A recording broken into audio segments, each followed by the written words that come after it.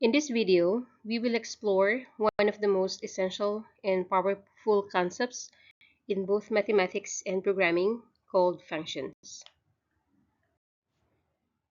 The next topic is about the domain of the function. And to define the domain again, the domain is a set of all possible inputs and the range is a set of all corresponding outputs. And you can see here a table with different type of functions and the domain rules, an example, and its domain. So let's start with the first type of function, which is given as an ordered pairs. So an example of ordered pair is this: 2, 3, 4, 5, and 6, 7. And we know the first element or the first value is the domain, or which is x, and the second value is the range or the set of y. So to get the domain, when the given is an ordered pair, so you would just write the set of all x coordinates. And the set of all x coordinates are 2, 4, and 6. So 2, 4, 6 in a set notation is the domain. So the next type of function is a polynomial. So when you say polynomial, these are examples of polynomial. You can recognize polynomial if the power of the variable is 0, 1, 2, 3, and so on. It cannot be a negative number, it cannot be a fraction. So you can see here, this is x power 1, the power here is 0, x power 2, x power 1, x power 4, x cubed, and 5x power 0. So all of these are polynomial. We can also name this as a linear function. This one is a quadratic function because the power is 2. The highest power here is 4, so meaning this is a fourth degree function. And since there's no variable here, this function is called a constant function. So when the given is a polynomial function, the domain is always all real numbers, meaning you can put any number for every x. Or you can write the domain as negative infinity to positive infinity. When the function is an absolute value, so like this, 7 times absolute value of 2x minus 5, so we can see here that there's no restriction when you have absolute value. You can put any number in x. You can put 0, you can put positive number, you can put negative number, and the function is always defined. So that's why the domain is all real numbers again. Now, if the given is a radical function with even roots, like square root, fourth root, sixth root, eighth root, so there is a restriction in the domain or in x. So for example, the given function is square root of p of x. The p of x cannot be a negative number. The p of x is always 0 or a positive number. So you have to set p of x greater than or equal to 0 for the domain. So we have here, let's have an example of a radical function with even roots. So the domain rule is you have to set the radicand p of x greater than or equal to 0. For example, h of t is equal to square root of t. So the radicand here is t. So the domain, in finding for the domain of this radical function, is you have to set the t greater than or equal to 0. So to write this domain in interval notation is 0 up to infinity. Then the other function, for example, is square root of 4 minus t. The radicand here is 4 minus t. So to find the domain of the function h, you don't need to square both sides to remove the square roots. So you just need to write the 4 minus t. The 4 minus t must be greater than or equal to 0. That's the rule or allowed in this 4 minus t because the root here is an even root. Then you just need to solve for t. Move 4 on the other side, so we will get negative t greater than or equal to negative 4.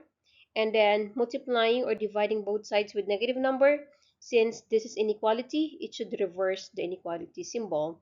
So we have the t is less than or equal to 4.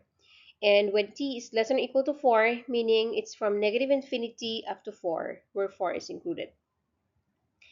Let us add here a radical with an add root.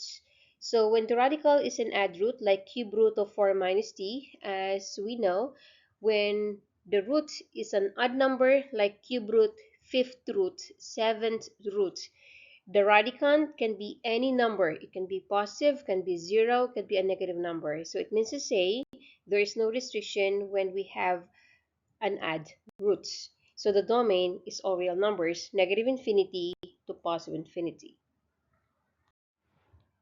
Now for the case of a rational function, n of x over d of x, so n represents numerator and d represents denominator, then the domain of a rational function are all values of x that denominator cannot be zero.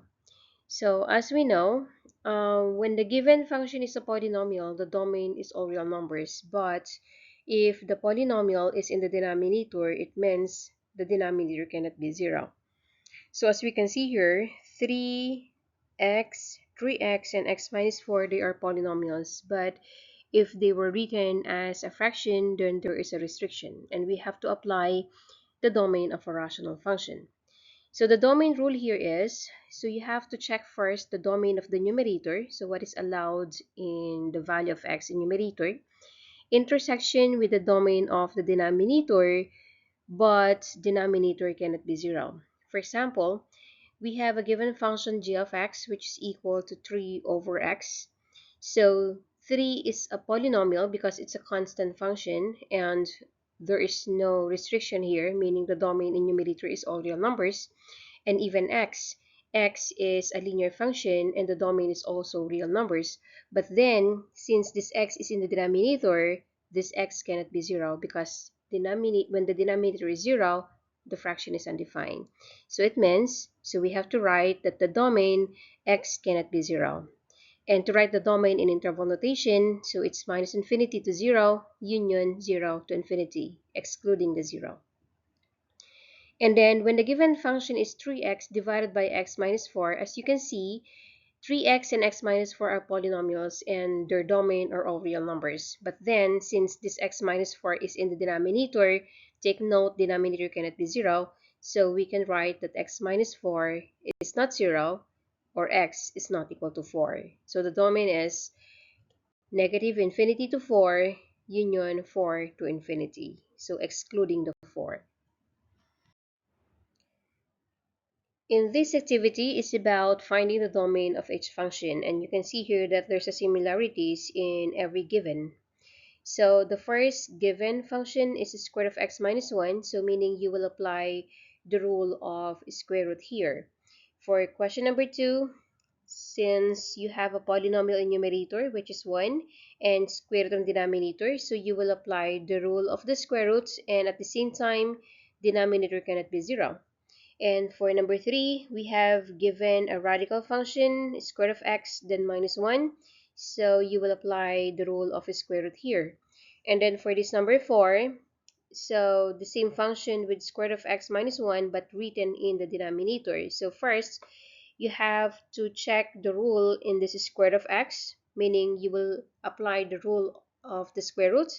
And then after that, this square root of x minus 1 cannot be 0 because they are in denominator. And then for this question 5, we have a fraction, and you can see that both of them are polynomials, but this x minus 1 cannot be 0.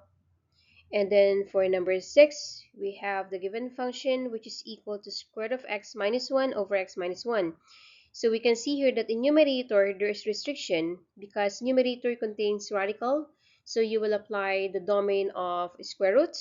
And then on the denominator, you have to apply that denominator cannot be 0. So try to answer these questions. Now let us have some more examples about finding the domain of the function and let us write the answer in interval notation. So the given function is 3 divided by square root of 3 minus x, and we know that this is a rational, so we will apply the domain of the rational function. So we don't have any problem in the numerator, but the problem is in the denominator because it contains radical, and when we know when there's a radical, the 3 minus x must be greater than or equal to 0. So let's start from there.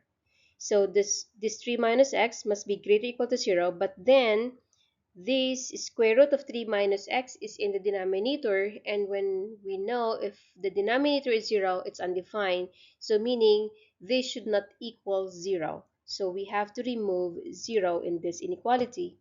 So now solving this x is the domain of the function. So let's solve the x by moving 3 on the other side. And then after that, multiplying both sides or dividing both sides with a negative number, it will reverse the inequality symbol because that's the rule in inequality. So x is less than 3. And since x is less than 3, so we can write the domain in double notation as negative infinity up to 3, where 3 is not included because there's no equal sign. For the next question, the given is a fraction again, and we can see here that numerator r minus 4. There's no problem with that because it's a polynomial. And the denominator is absolute value of r minus 4. There's no problem also in absolute value of r. But then this absolute value of r minus 4 is in the denominator. We know the denominator cannot be 0. So let's start from there, writing that absolute value of r minus 4 should not be equal to 0. So it means when we solve for r, so let's try to equate this to 0. So let's move negative 4 on the other side. And then after that, let's find r whose absolute value is 4. So there are two values which are positive and negative 4, meaning the r is not equal to positive 4 and a negative 4. So it means to say the domain is all real numbers except negative 4 and a positive 4. And you can write this in interval notation as negative infinity to negative 4, union negative 4 to 4, union 4 to infinity. The next given function is fraction again, but the numerator has a restriction because it's under the root. So let's start from there. So we know that if it's under the root, so we have to set that x minus 3 must be greater or equal to 0. And then, since there's a denominator, so we can write here that, but the x squared minus 9, which is the denominator, cannot be 0. So let's solve both of this. So when we solve the first inequality, which is x minus 3 greater or equal to 0, so let's move 3 on the other side, so x is greater than or equal to 3. And this one, this x squared minus 9 not equal to 0, so let's try to equate to 0, and moving negative 9 on the other side, so we will have x squared is equal to 9. And then if we get square root of both sides, so x has two values which are positive and a negative 3. So it means so the x cannot be equal to a positive 3 and a negative 3. So we need to get the intersection between these two. So we know that x should be greater than or equal to 3. So let's try to create a line putting from 3 to infinity because that's what we need in the first inequality. And it says here that but x cannot be positive 3 and a negative 3. So I have to make open at positive 3. And you can just ignore this negative 3 because there's no solution here. So the domain is only from 3 up to infinity. And then for the next function, since we have a square root of x minus 1 over x minus 2, and the function here is a radical with even roots. So the rule with the square root is that this x minus 1 over x minus 2 must be greater than or equal to 0. So we will start from this. So in solving this inequality, since this inequality is a rational inequality, and any rational inequality or quadratic inequality, it will lead to sign analysis in solving for x or solving for the domain. So let us use sign analysis. In sign analysis, we have to get the 0 of the numerator and 0 of the denominator, and they are 1 and 2. Because the x value that makes x minus 1 0 is 1, and the x value to make x minus 2 0 is 2. Okay? So you will get the 0 of the numerator and 0 of the denominator. Then after that, put in the real number line. And since 1 is the 0 in numerator, we have to include the 1 because there's an equal sign here. So we have to put a closed circle. And 2 is the 0 in the denominator. But if we will put 2 here, 2 minus 2 is 0. Denominator cannot be 0. So even there's an equal sign here, you have to exclude the 2. Then after that, let's do the sign analysis. So let us start on the right side interval. So there are three intervals here. The right side interval is from 2 to infinity. So you have to select any number from 2 to infinity. Let's say, let us select when x is 3.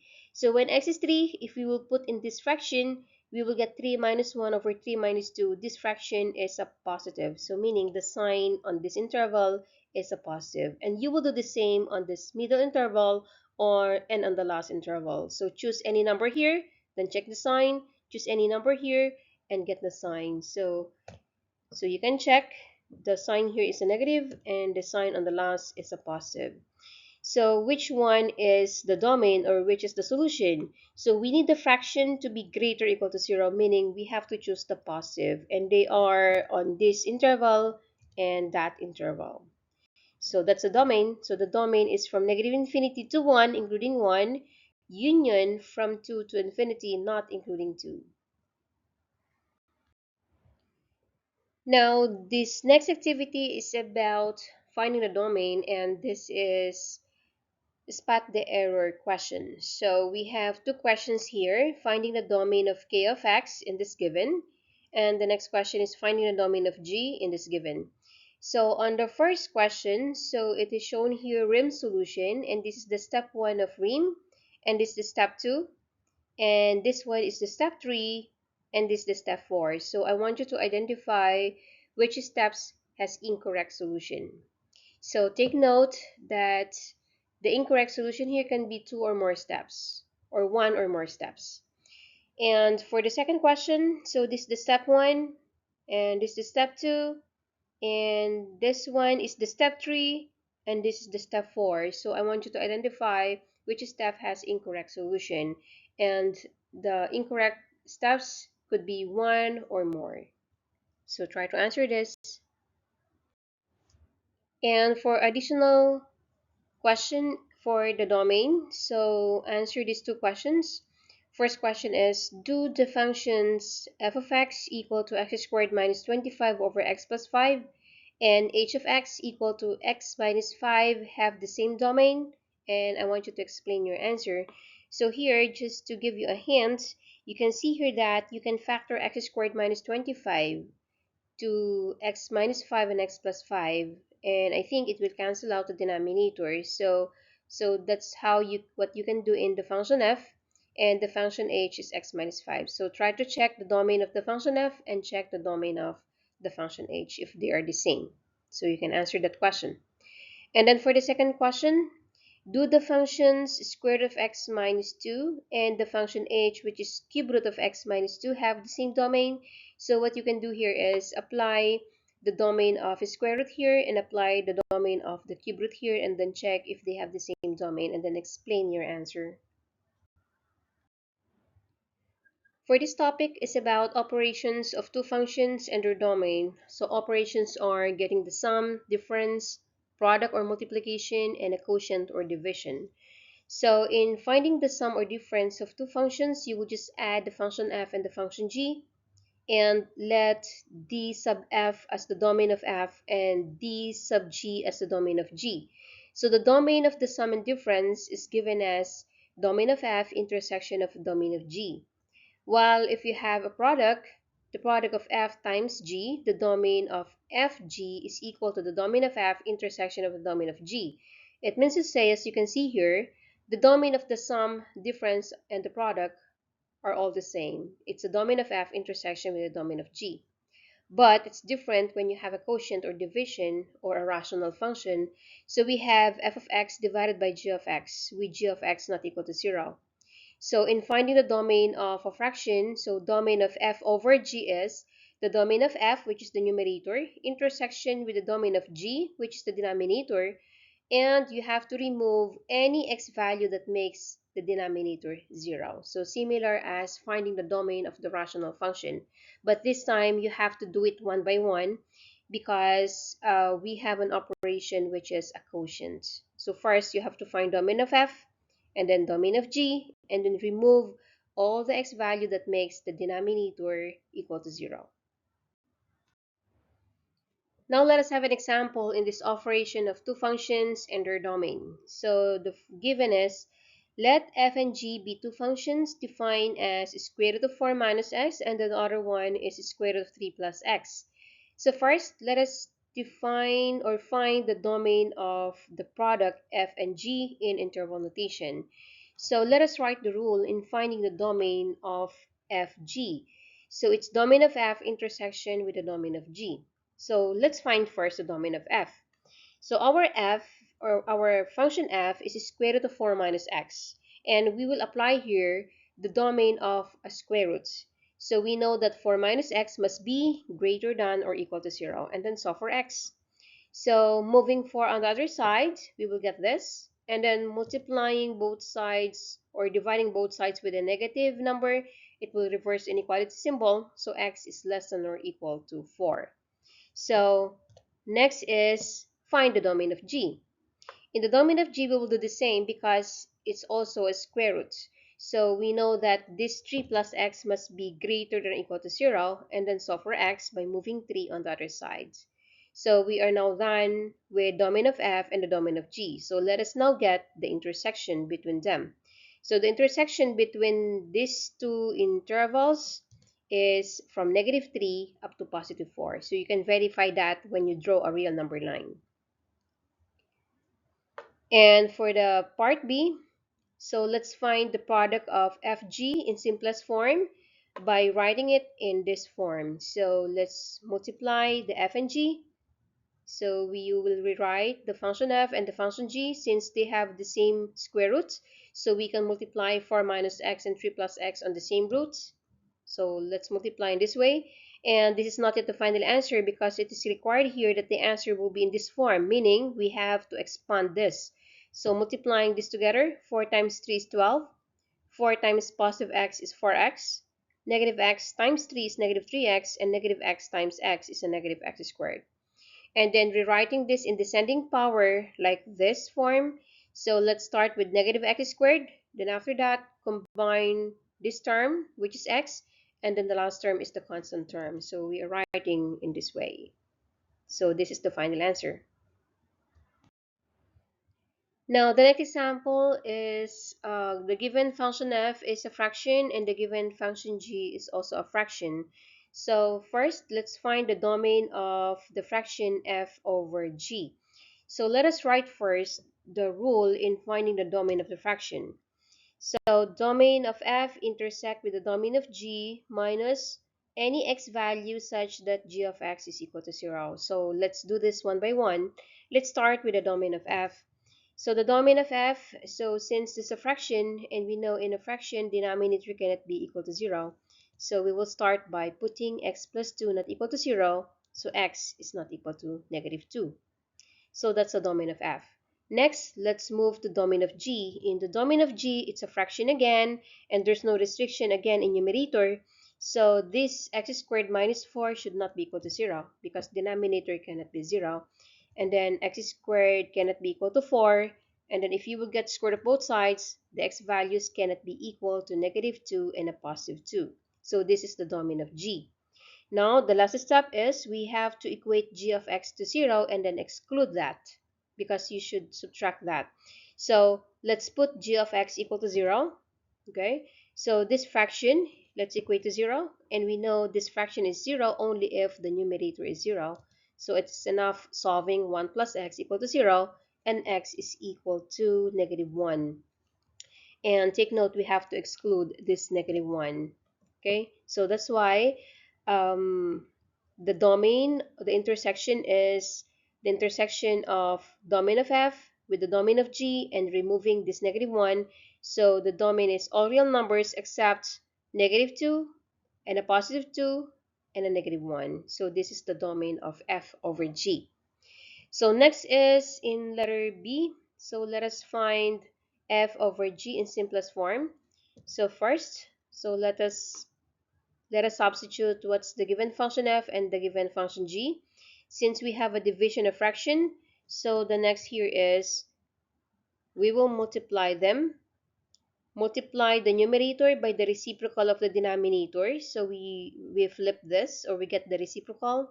And then after that, to multiply this and written in simplest form, So we have to factor them one by one. So the factors of x squared minus 1 is x plus 1 and x minus 1, then copying the denominator. And then the factors of x squared minus 4 is x plus 2 and x minus 2, and copying the denominator.